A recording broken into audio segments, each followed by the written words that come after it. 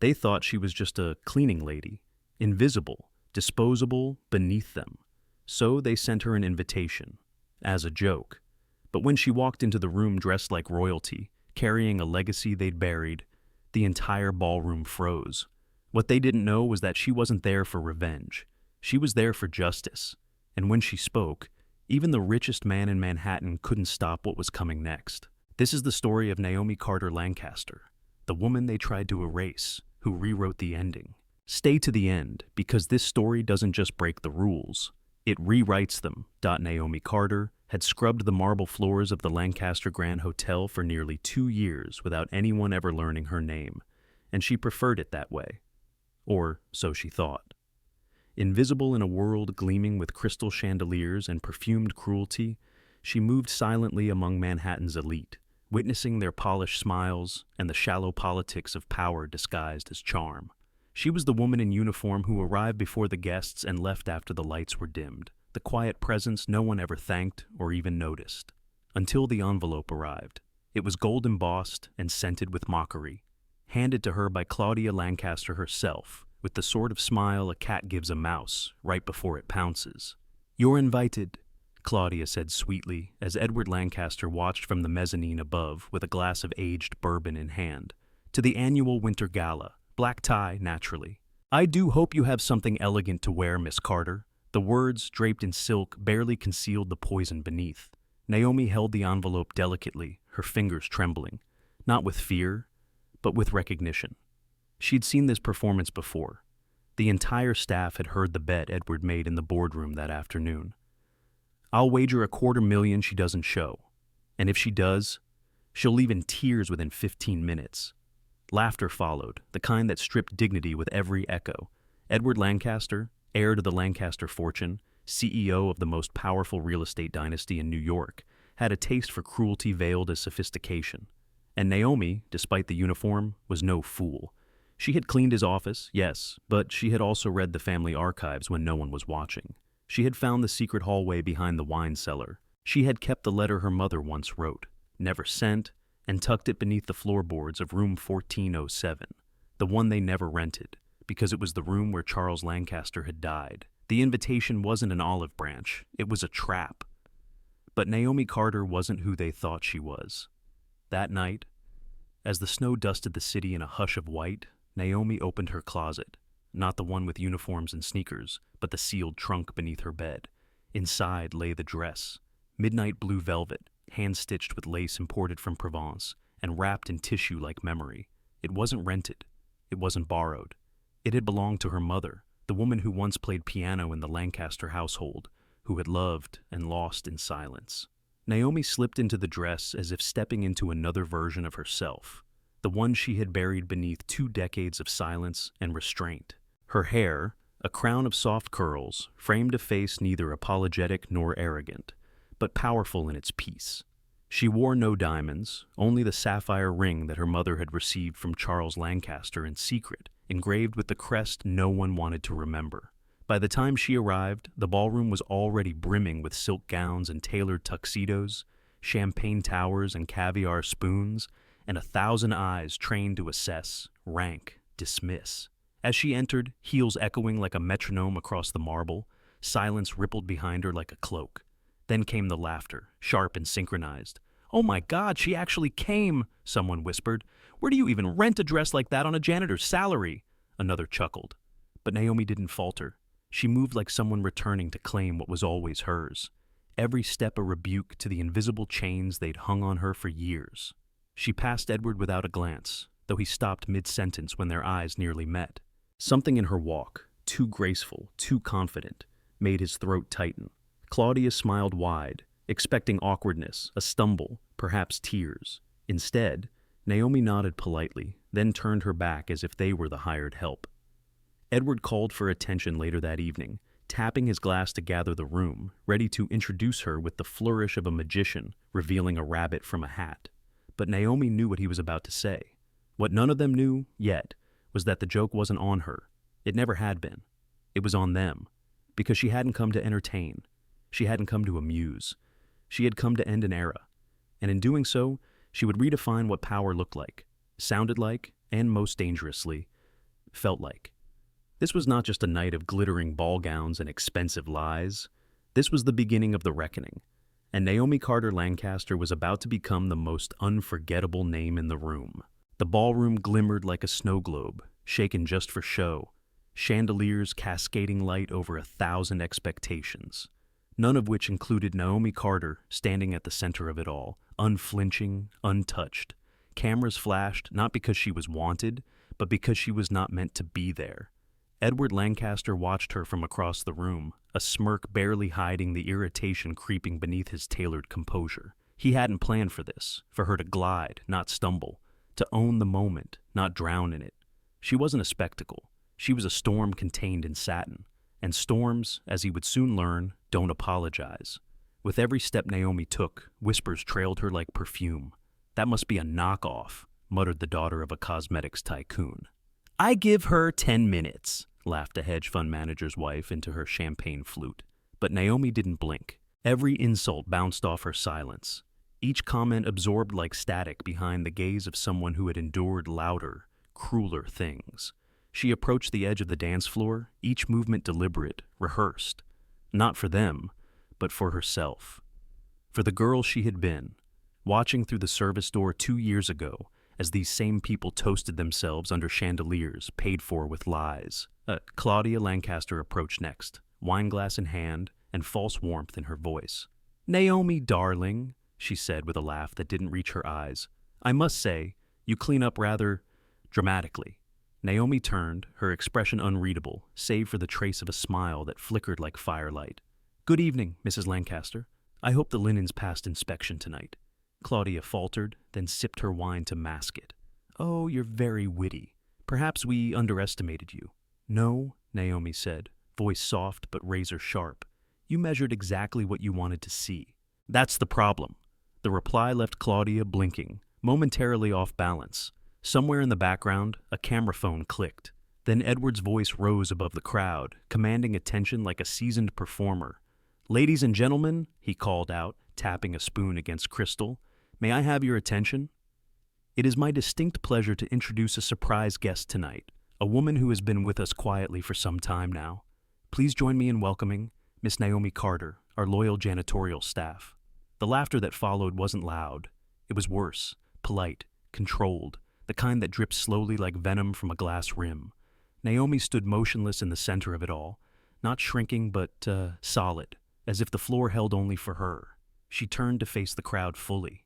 "Thank you, Mr. Lancaster," she said, her voice like silk stretched tight. "But I believe tonight's surprise may not be mine." Her eyes met Edward's, and something in their depths, steadiness, familiarity, challenge, caused his smile to twitch. "What was that?" he said, still playing host. Naomi took a step forward. "I appreciate your invitation. Truly. It gave me the perfect opportunity to return to a place that used to feel like home." Murmurs rippled. "Used to?" Claudia repeated. "Yes," Naomi nodded. "My mother brought me here once, when she was still Charles Lancaster's fiancée." The room fell quiet like a candle snuffed mid-sentence. "That's not possible," Edward said too quickly. "My father was a devoted man." Naomi tilted her head. "Was he? That's not what the letters he wrote my mother say." A second camera flash erupted. This time, no one laughed. "You're mistaken," Edward said, jaw tight. "I don't know what game you're playing, but—" "This isn't a game," Naomi interrupted, her voice ablade now. "It's a lesson. And tonight, class is in session." Gasps swept across the room. The whispers had changed shape, no longer ridicule, but rising curiosity. A few guests stepped closer. The bait Edward had set now turned its teeth on him, and Naomi, calm as ice, stood at the fulcrum of power with nothing but the truth and the kind of poise that couldn't be bought. "Let me ask you something, Edward," Naomi said quietly. "If I were just a cleaning woman, why does this ring—" She lifted her hand, sapphire glinting under the lights. "Match the one your mother used to wear?" Edward's face lost its color. "You're lying," he muttered. "You stole that?" "You cannot steal what already belongs to you by blood," Naomi replied. Her tone was gentle. Her eyes were not. A silence fell once more, this time heavier. The elite of Manhattan began to do what they feared most, recalculate their associations. The woman they had tried to turn into a punchline had just started telling the first sentence of a truth that would, before long, become a headline. Naomi Carter stood unmoved in the eye of a storm she had predicted down to the last sneer. Around her, the ballroom pulsed with the unease of power being questioned, masks slipping behind champagne flutes, curated confidence faltering with each passing second. Edward Lancaster's face, once smug and amused, now twitched with disbelief, and something far more dangerous: recognition. "You're bluffing," he hissed, stepping closer, lowering his voice as if truth could be silenced through proximity. "There's no record of a child, no name, no—" "Carter," Naomi said, sharp and low. "My mother's maiden name. But you already knew that, didn't you?" Edward's lips parted, but nothing came. "I kept that name," she continued, "because Lancaster meant nothing to me except the reminder of what your family took. But tonight, I reclaim it. Naomi Carter Lancaster." The name hit the room like a dropped chandelier. Several guests gasped audibly. Others instinctively stepped back from Edward, as if family shame could be contagious. "This is madness," Claudia whispered behind her husband, reaching for his arm, but he pulled away, the illusion unraveling too quickly to contain. "My father would never—" "He did," Naomi interrupted, voice steady but fierce. "Charles Lancaster fell in love with a woman who wasn't deemed suitable by the boardrooms and bloodlines. She was brilliant. She was a musician, and she carried me beneath her ribs when he died." Edward's jaw clenched, knuckles whitening around his whiskey glass. "You have no proof. A ring, a story, anyone could fake that." Naomi exhaled, not with defeat, but with the patience of someone who had anticipated this exact moment for years. "You want proof?" She turned slowly toward the entrance of the ballroom and lifted her phone, tapping it once. A quiet chime echoed, and 3 figures emerged from the shadows beyond the marble arch. "Ladies and gentlemen," Naomi announced, voice projecting clearly across the stunned crowd, "may I introduce 3 individuals who can confirm everything I've just said." First came Diane Ramos, a Pulitzer-nominated investigative journalist known for unraveling the secrets of New York's most untouchable dynasties. Her camera crew followed closely, already recording. Second was Martin Cho, a top-tier inheritance attorney whose courtroom victories were legend among legal circles. And last, causing a ripple of true shock, was Dr. William Barrett, the Lancaster family physician for over 3 decades, his presence causing Edward's composure to crack. "Dr. Barrett?" Claudia choked. "What are you doing here?" The physician, gray-haired and somber, stepped forward and removed a folded document from his coat pocket. 20 years ago, he began, voice quivering but clear, "I was asked to sign a falsified death certificate for Charles Lancaster. I did it under duress. I have lived with that guilt every day since." "Liar," Edward snapped. "You're betraying your oath for what? Money?" "No," Dr. Barrett said, "for the truth. Your father was poisoned. Slowly. With arsenic. Over weeks. And just before he died, he rewrote his will to include Naomi. He was planning to go public with their story." Edward turned red, then pale, then something sickly in between. "You can't prove any of this," he shouted, his voice breaking. "This is slander." "No," Naomi said, connecting her phone to the ballroom speaker system. "This is your voice." A recording began to play. Edward's voice echoed from every corner of the hall, cold, unmistakable. "If you say one word about what you found in my father's blood, I swear I will end your medical career. And as for that woman and her brat, let them rot." The ballroom didn't gasp this time. It fell silent, a silence too full to breathe in. Naomi stood unmoving, the weight of 2 decades balanced on her shoulders, but not breaking them. "You see," she said quietly, "I didn't come here tonight just to attend a gala. I came to end a lie, to finish what my mother never got the chance to start. You thought I was your janitor. I'm your reckoning."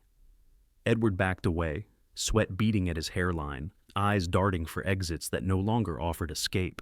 But the real exit had closed the moment he handed Naomi that golden invitation, thinking it would destroy her.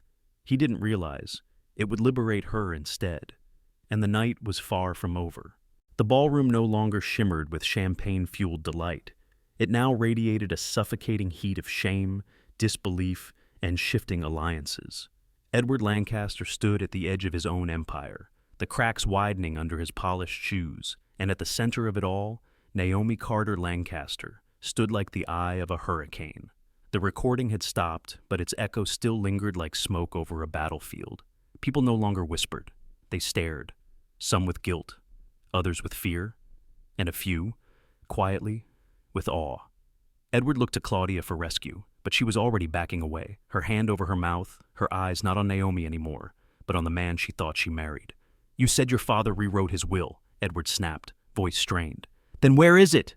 Naomi turned to Martin Cho, who calmly opened his leather briefcase. "Here," the lawyer said, producing a copy of the document with the original notarization seal and Charles Lancaster's signature.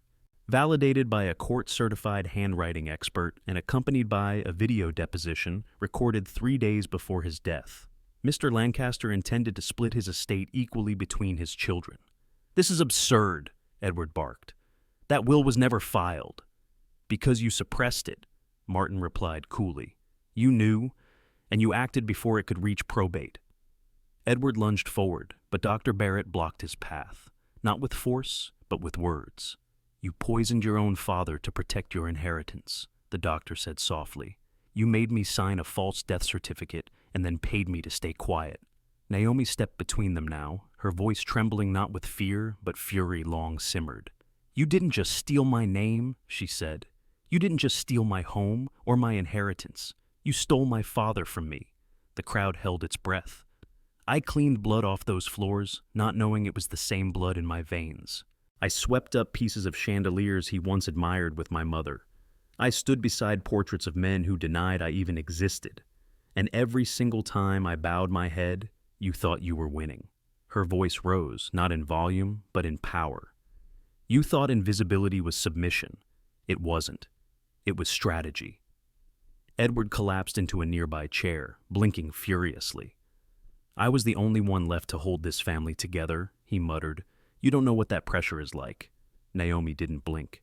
"You call that pressure? Try watching your mother die in a one-room apartment while your father's penthouse sits empty. Try earning a degree in the shadows, working nights, wearing gloves so your hands don't crack before exams. Try hearing your last name whispered in articles about luxury and legacy while you clean toilets to pay rent." Edward's hands trembled now. His world, once built on forged documents and polite deception, was being burned down one sentence at a time, and Naomi wasn't finished. "I didn't come back into your world to ask for scraps," she said. "I came to claim what's mine. Not just the money, not just the name, but the truth. For every person who's been silenced, erased, stepped over. For every worker you looked through. For every family you dismantled behind legal language and private jets." Claudia had begun to cry silently now, her mascara running in lines of guilt. "Naomi," she whispered, "I didn't know." "No," Naomi said. "You didn't want to know, because knowing would mean choosing, and you chose him." Martin Cho cleared his throat. "As of this moment," he said, "a formal request has been filed with the Manhattan Supreme Court to reopen the Lancaster estate case. Given the evidence of murder, forged documents, and financial suppression, it is very likely everything will be reevaluated." "That's impossible," Edward whispered. "It's been 20 years. And justice," Naomi interrupted, "doesn't have an expiration date." A ripple of applause rose, quiet at first, cautious but real. A few of the younger staff in the room, who had once shared glances of camaraderie with Naomi in the service halls, now looked at her as if witnessing history. Edward tried once more. "This will destroy our legacy." Naomi tilted her head. "No, it will redefine it." She paused, then added, "A legacy built on truth is the only one worth passing on." Then, with eyes locked on the man who tried to erase her, she delivered the final cut. "You didn't just kill our father, Edward. You buried every version of me that could have loved this family. And tonight, I'm digging her back up." The sound came first like a distant hum beneath the velvet murmurs of the ballroom. Faint but unmistakable. Sirens. Not the celebratory kind that blare at the end of a triumphant party, but the shrill, unrelenting pulse of reckoning. Naomi Carter Lancaster didn't flinch. She knew they were coming. She had counted the minutes. She had planned every second of this night, not to make a scene, but to make history. Edward Lancaster heard it too. His eyes widened as red and blue lights danced through the frosted windows of the Lancaster Grand Hotel.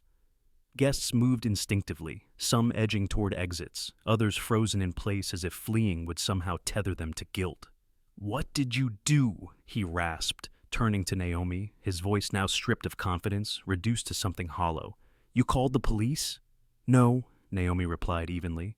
Dr. Barrett did, 3 days ago, along with a sworn affidavit and a confession, and a full toxicology report.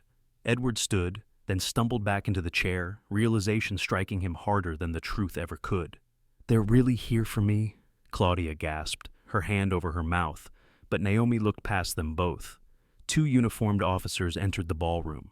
Not rushed, not chaotic, calm and precise, like a verdict. Behind them came a detective in plain clothes, sharp-eyed, clipboard in hand, already scanning the room for the man whose legacy had just collapsed. Mr. Edward Lancaster? The officer asked. The room held its breath. Yes, Edward croaked. You're under arrest for the murder of Charles Lancaster, obstruction of justice, evidence tampering, and conspiracy to commit fraud. Gasps broke through the room like gunshots. Claudia staggered backward, and someone spilled a drink without noticing. No, wait, Edward stammered, turning wildly to the crowd. You all know me. I built this company, this family. His voice cracked under the weight of the word family.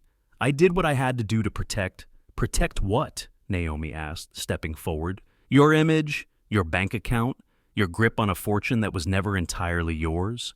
I didn't kill him, Edward shouted. My father had heart issues. Everyone knew it. He did, Naomi agreed. But it wasn't his heart that failed him. It was yours. The officers took his arms. Edward didn't resist. He couldn't. His legs gave way as he was escorted through the ballroom he once ruled like a king, now nothing more than a prisoner in a tuxedo. Murmurs erupted around him. Friends became bystanders. Allies became strangers. Even Claudia stepped away as he passed, her face unreadable, but her eyes already writing a future that no longer included his name. As they reached the entrance, Edward turned one last time to Naomi. Please, he said, his voice barely audible. The children. Don't let them see me like this. Naomi held his gaze for a long moment. Then she said, They already have. You just never noticed. He closed his eyes. The doors opened. Flashbulbs exploded as cameras outside caught the moment the great Edward Lancaster was led out in cuffs. Reporters shouted, microphones extended, but the officers said nothing. Naomi stepped to the edge of the balcony overlooking the crowd below. She saw them, the cameras, the flashing lights, the headlines already forming.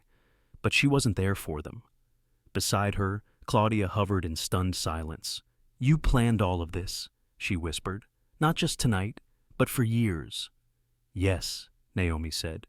2 years scrubbing floors, watching, listening, mapping every corner of this hotel, collecting documents, conversations, recordings. Claudia stared at her as if seeing her for the first time. And why didn't you use it sooner? Naomi turned, her eyes steel. Because I wasn't finished writing the ending. Down below, the crowd shifted as Edward was placed in the back of the police car. Naomi watched it without expression. Just stillness. Peace. But it wasn't satisfaction that filled her. It was clarity. This wasn't revenge. It was a reset. A return. A reckoning. The ballroom behind her was now silent. Some people wept.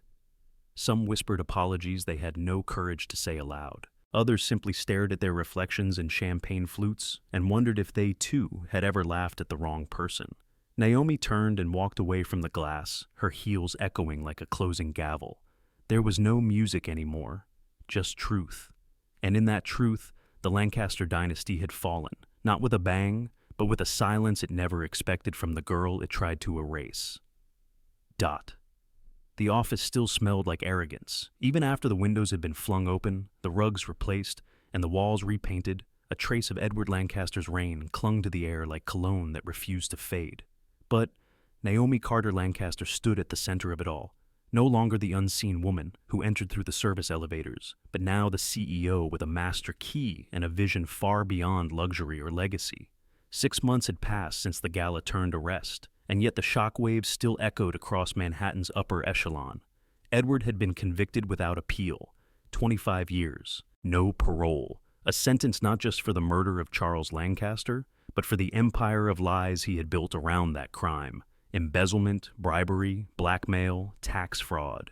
His fortune seized, assets frozen, name erased from the company masthead. But Naomi had kept one part of his legacy alive. Not to honor him, but to fix what he had broken. The company was still called Lancaster Holdings, but everything else had changed. She stood now by the floor-to-ceiling windows of her office, once Edward's throne room, now a space of clarity. The portraits of smug board members had been taken down. In their place were framed photographs, a cleaning staff graduation, the first female construction supervisor the company had ever promoted, a ribbon cutting at a housing project in the Bronx. Where once hung oil paintings of yacht parties and golf trophies, now hung framed letters, handwritten thank yous from scholarship recipients, from single mothers who received microloans, from interns who'd been given an actual chance. Her assistant, Amanda, who had once cleaned the same bathrooms Naomi did, walked in with a tablet and a hesitant smile. "Forbes is here," she said softly. Naomi nodded. "Let them wait 10 minutes. Amanda grinned, then paused. "They want to ask about the transformation, about how you turned around a failing company in 6 months. Naomi looked out the window again. "We stopped failing the people who worked here, that's all. Simple truth, powerful answer. The numbers spoke for themselves. Profits up 40%, employee turnover down 60%, productivity at an all-time high. Not because of layoffs or ruthless contracts, but because for the first time in company history, people were being seen, paid fairly, promoted on merit, respected." "It's strange," Amanda said, watching Naomi with quiet admiration. "The same executives who used to look right through me now hold elevators open for me." Naomi smiled faintly. "They were never leaders, just placeholders. They feared losing power because they never knew how to use it." Downstairs, a woman from Human Resources named Carla was giving a tour to a new group of interns, one of whom had been rejected last year for not fitting the culture. This year, that culture had changed. Naomi turned from the window and walked across the office. Her heels made no sound. She had chosen a soft carpet, not the cold marble her brother once loved. At her desk sat a letter with a return address, Upstate Correctional Facility. She didn't need to open it. It was the 4th one from Edward. All handwritten, all apologizing, all ending with a variation of, "I didn't know what I had until it was gone." She hadn't replied to any of them, not out of hatred, but because justice had already spoken. The final word was not his. It was hers.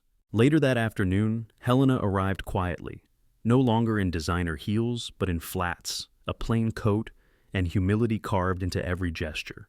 She had divorced Edward, moved out of state, tried to rebuild something for her children. Naomi greeted her with a quiet embrace. No reporters, no performance, just closure. "You could have destroyed us," Helena whispered, "but you didn't. You protected the children. You protected the truth." Naomi replied, "Children shouldn't pay for the sins of their parents, and truth protects itself. It just takes time." Helena cried then, not from guilt, but from the weight of grace she hadn't expected. That night, Naomi left the office alone, as she often did. She returned not to a penthouse, but to a warm, modest house on the edge of the city. Inside were 2 girls she had adopted, sisters from a shelter, both shy, both fierce in quiet ways. Naomi helped them with homework, braided their hair, kissed their foreheads goodnight. In their laughter she found peace she hadn't felt since her mother played piano in the small Brooklyn apartment where dreams had once been rationed. And as she sat by the window that evening, watching the lights of Manhattan flicker against the clouds, Naomi knew the war was over. But the work had just begun. Her father's death had once defined her life. Now, his memory would define a better future. Not just for her, but for everyone like her. People whose names were never on the invitation list, but who always deserved a seat at the table. By the 7th month of Naomi Carter Lancaster's rise, the ripple had become a wave. What began as a single night of truth inside a ballroom of cruelty had now surged into boardrooms, courtrooms, and classrooms across the country. Her name was no longer a whisper of scandal. It was a banner of change. Universities that once rejected her applications now sent invitations requesting her to speak on ethics, power, and equity. Political figures who had toasted Edward Lancaster in the same ballroom now cited Naomi in policy discussions about corporate responsibility. She declined most interviews, declined all awards, declined to turn her story into a show. "I'm not a brand," she once said in a closed-door leadership meeting. "I'm a consequence."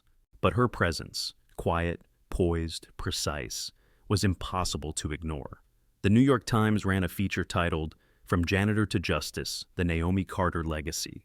detailing the systematic reforms she enacted at Lancaster Holdings and the ripple effects they were having across the real estate and corporate sectors. Shareholders, once skeptical of her leadership, now praised her for outperforming Edwards' best years without laying off a single employee. The secret? She replaced fear with fairness, replaced hierarchy with humanity. The result was not chaos, but growth. On a rainy Thursday morning, Naomi was invited to deliver a private keynote to a roundtable of elite CEOs and investors in Midtown Manhattan. The very people who had once laughed at her presence now waited in pin-drop silence. She stood before them in a black blazer. No jewelry, no notes, no theatrics. "When you confuse your net worth with your self-worth," she began, "you end up protecting your position, not your principles." Someone cleared their throat. No one else moved. "When my brother tried to humiliate me," she continued, "he thought the only thing I lacked was status. What he didn't know was that status is a currency that loses all value when truth arrives." She didn't speak long, just 15 minutes. But it was enough to ignite entire policy shifts within organizations who, until then, thought inclusion was a trend rather than a necessity. After the session, a woman from one of the largest firms in attendance stopped Naomi at the elevator. "You spoke like a prosecutor," she said. "No," Naomi replied. "I spoke like someone who's done cleaning up after them."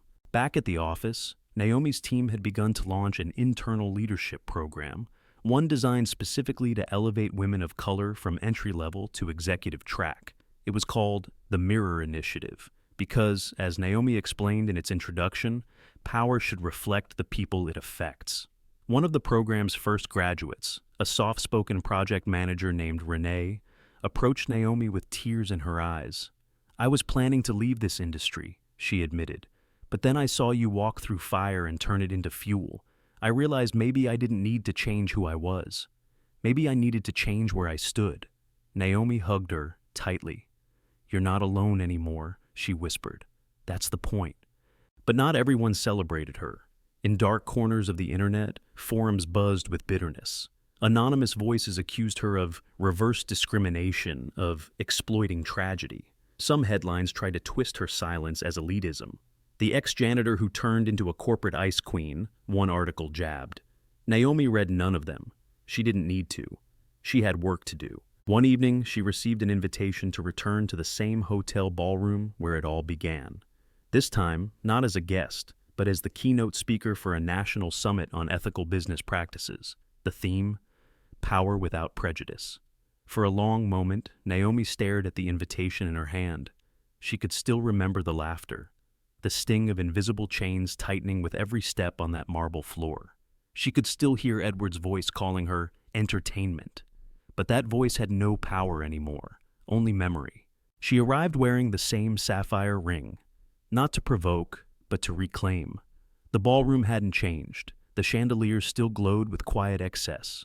But this time, the room stood when she entered, not in forced politeness, but in recognition, not of wealth, but of weight, of a name that once was erased and now carved itself into history. Naomi walked to the podium, took a breath, and before she said a word, she looked around the room and smiled. Not the smile of vengeance, but of someone who had planted truth in the soil of her past and was now harvesting justice for the future. The envelope was plain, no logo, no sender's name, just her own address typed neatly on the front. Naomi Carter Lancaster knew who it was from before she opened it. She had received 2 before, each one softer than the last, each one more desperate. This was the 3rd, and still she read it. "Naomi, I know I don't deserve your time, but I can't sleep without saying this. You've taken everything from me, but in doing so, you've shown me who I really became, a monster. I used to believe power was earned by holding people down, but the bars I sit behind now are nothing compared to the cage I lived in for years. Fear of being irrelevant. Fear of not being enough.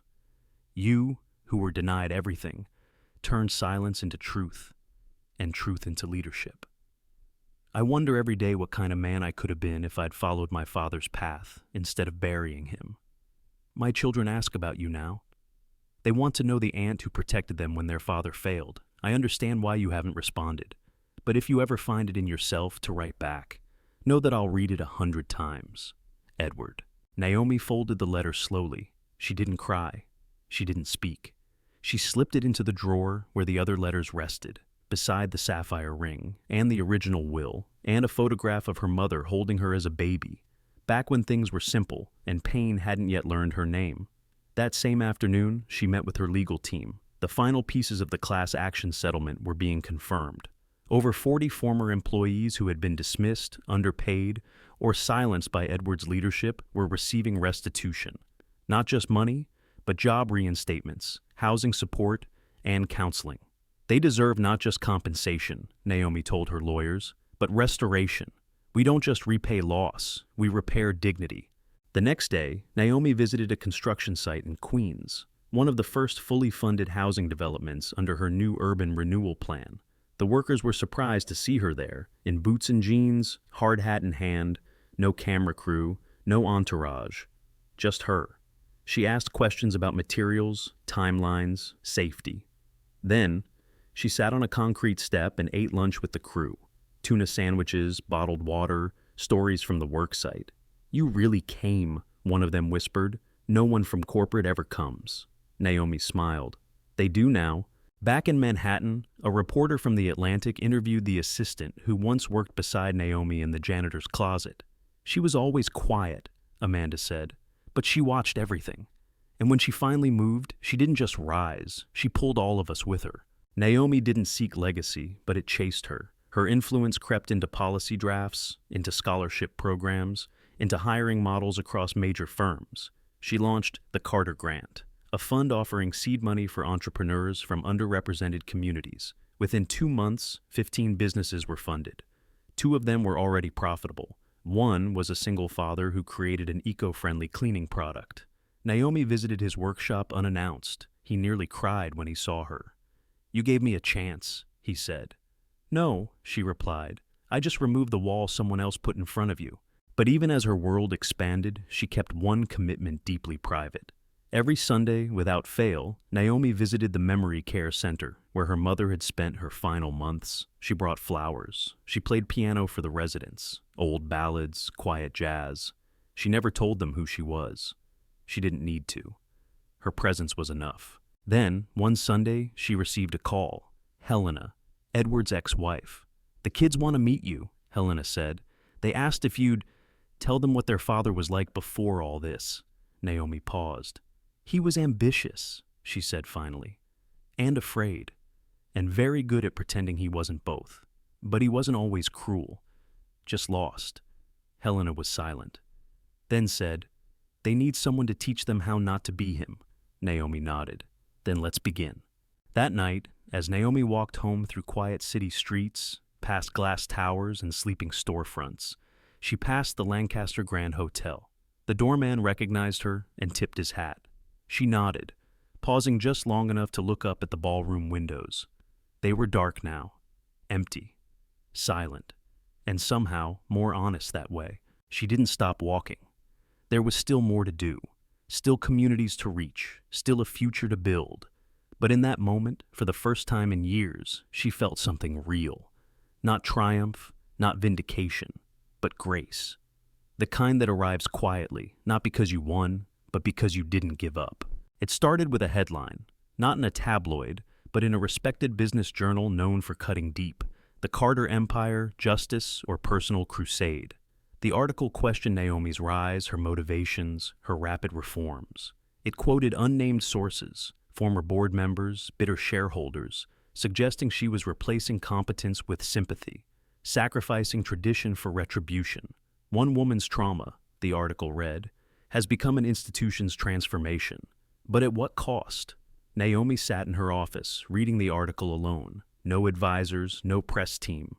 Just her and the words that attempted to unravel what she had spent a lifetime stitching together. Across the city, news anchors debated her legacy. Some called her a revolutionary, others a reckless idealist.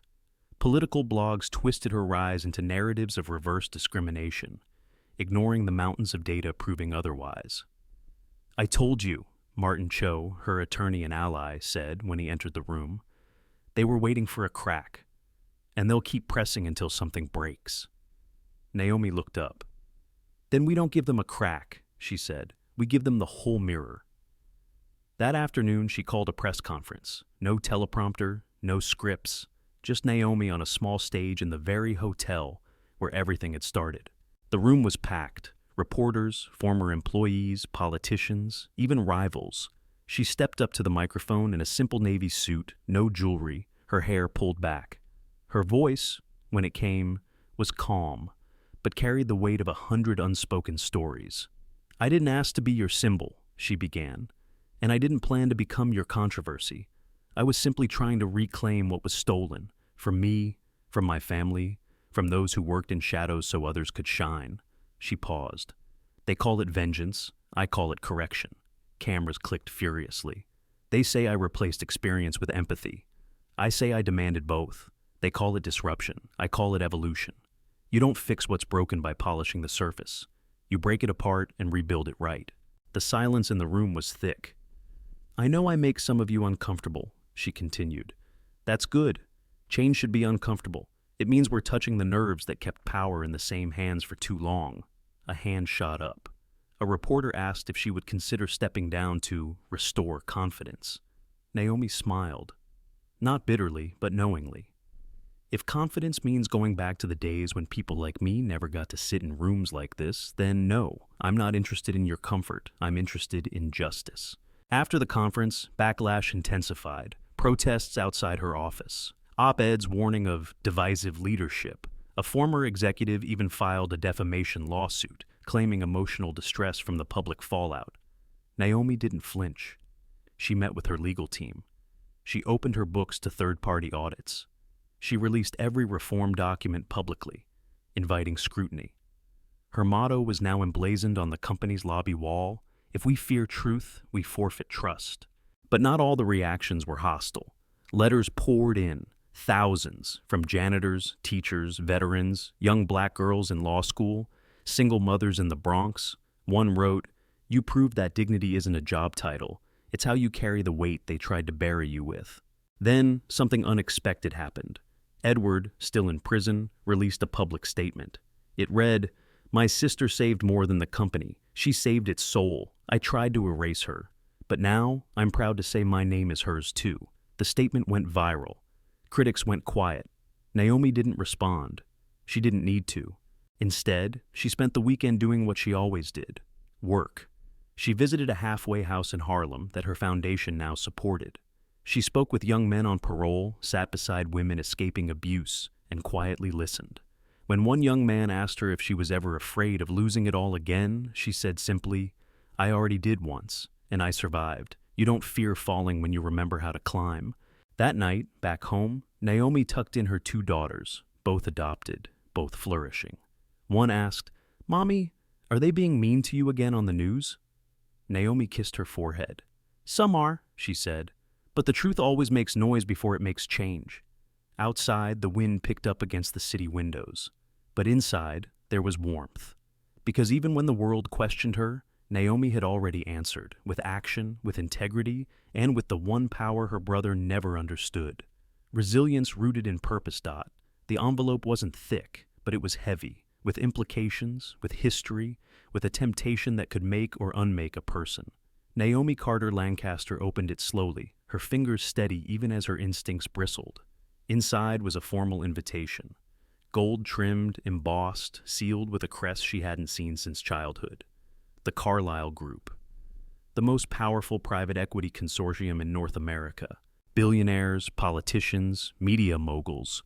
Their influence shaped elections, economies, and destinies. And now, they wanted her. The letter was brief, written with the precision of a scalpel. "We are extending an offer to Miss Naomi Carter Lancaster to join the Carlyle Board of Directors as its youngest and first black female member. Your voice is needed. Your leadership admired. Your future, limitless." A meeting was scheduled at a penthouse suite overlooking Central Park. No cameras, no press, just 5 men in tailored suits offering her a seat at a table that once operated behind locked doors. Martin Cho, her legal advisor and closest confidant, wasn't impressed. "They're not inviting you in to amplify your voice," he warned. "They want to absorb you, dilute you, own you." Naomi didn't respond immediately. She stared at the skyline from her office window. the city glowing beneath her like a mirage of promises. What if they're right? She asked softly. What if change only happens from inside? Not if the inside has already decided what it will never be, Martin replied. She met with them anyway. The penthouse was more cathedral than conference room. Gold leaf, crystal chandeliers, a quiet hum of classical music underscoring wealth so old it no longer needed to speak. The men greeted her with carefully measured warmth, the kind that always seemed 2 degrees away from condescension. The chairman, Leonard Hawthorne, gestured toward the panoramic glass. This view, he said, could be yours permanently. We want you, Naomi. We need your energy, your story. You've done the impossible. Now imagine doing it on a global scale. They offered her equity, power, control of an international impact fund worth hundreds of millions. All we ask, Leonard said, is alignment, messaging, discretion. No more of those crusade speeches. Naomi raised an eyebrow. You mean the truth? We prefer vision, he replied. The room waited. A pause expanded like a lung filling with expectations. Naomi stood slowly, walked to the window, looked out at the city that had tried to bury her in silence. Then, she turned and asked one question. If I accept this seat, what happens when I challenge you? The men chuckled uneasily. Leonard didn't. Then, you'd be reminded who gave you the seat. Naomi smiled then, not politely, but like someone who had just identified the final test. That's the difference between you and me, she said. You believe power is given. I believe it's built. And mine? It's not for sale. She walked out without looking back. The elevator doors closed with a sigh behind her. The next morning, headlines exploded. Naomi Carter Lancaster declines billionaire board offer, refuses golden seat in favor of integrity. Some hailed her as a hero, others a fool. But Naomi stayed silent. Her reply had already been delivered in that room, with that smile and that unshakable truth. At the office, her staff greeted her with applause. Not performative, but protective. Amanda, now head of operations, handed her a fresh folder. You've got 3 new proposals for community co-ops. Harlem, Baltimore, Oakland. Naomi nodded. Let's fund all 3. That night, she returned home to her daughters. They asked how her meeting went. Naomi sat on the floor between them, braiding one's hair while the other colored stars onto a page. They asked if I wanted to be part of their club, she said. What did you say? The younger one asked. Naomi smiled. I said I already have one. I'm building it from scratch, and everyone's invited. And somewhere across town, 5 men sat in silence, staring at the empty chair Naomi left behind, realizing too late that the most powerful person in the room was the one who chose not to stay. The woman waited at the edge of Naomi's office lobby, dressed in a beige coat far too thin for the February wind, her hands clasped around a leather folder aged by time. She looked out of place, older, quiet, not part of the polished rhythm of Lancaster Holdings. And yet, something in her stillness caught Naomi's attention the moment she stepped off the elevator. Their eyes met. The woman did not flinch. Miss Carter Lancaster, she said gently, voice laced with nerves and something else. Memory. I knew your mother, intimately. Naomi stiffened, not with fear, but with a tension she hadn't felt in years. She gestured to Amanda, who had already stepped forward protectively. It's okay, Naomi said. Show her to the conference room. 10 minutes later, the door closed behind them. The woman introduced herself. Vivian Marsh, former personal assistant to Charles Lancaster. Not just an employee, but someone who had seen the family from within. The dinners, the whispers, the secrets between piano notes. I was there, Vivian said, unfolding the folder. The night your father signed the first version of his will. The one naming your mother and you explicitly. Naomi frowned. We already have the official final draft. Vivian nodded. Yes, but there's more. Charles knew he might not make it. He left behind more than a will. He left behind a confession. One he never had the courage to send.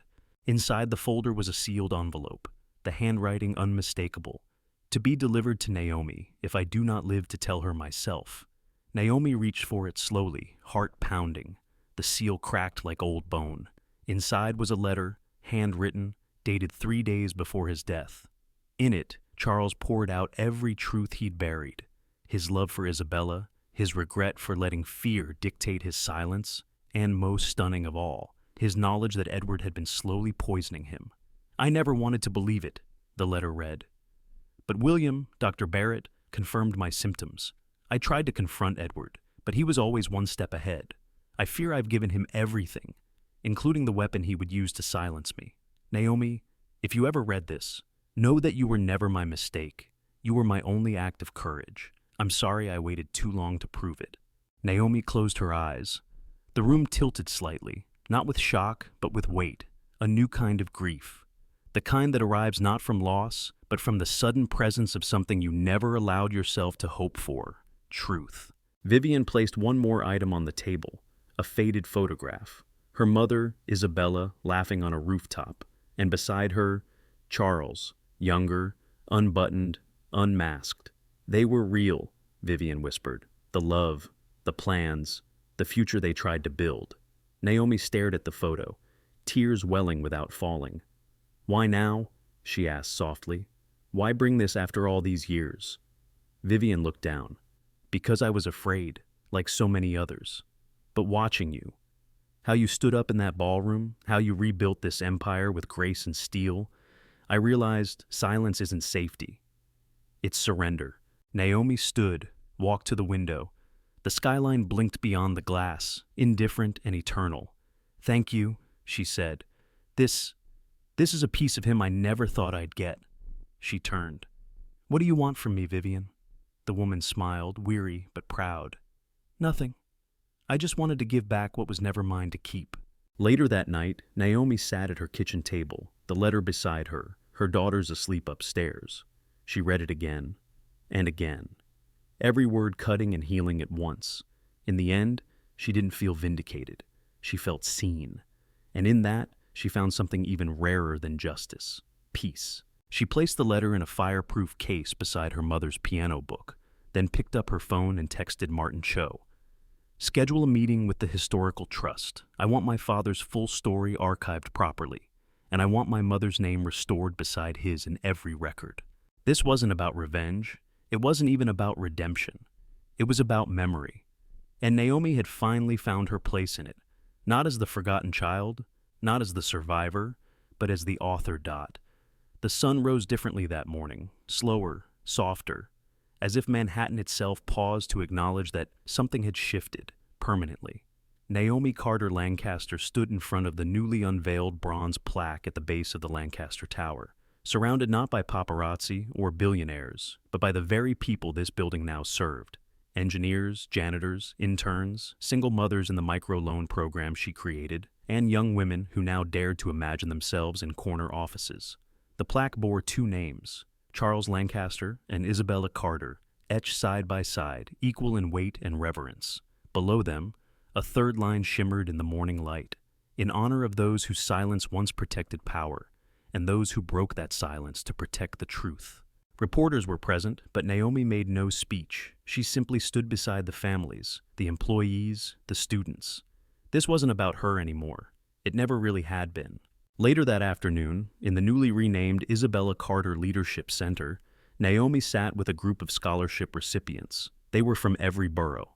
Some had grown up in shelters, some in foster care. None of them had ever seen a woman like Naomi in person, until now.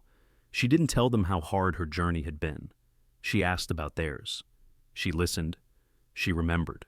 When one girl hesitantly raised her hand and said, "What if people keep saying we don't belong in places like this?" Naomi smiled.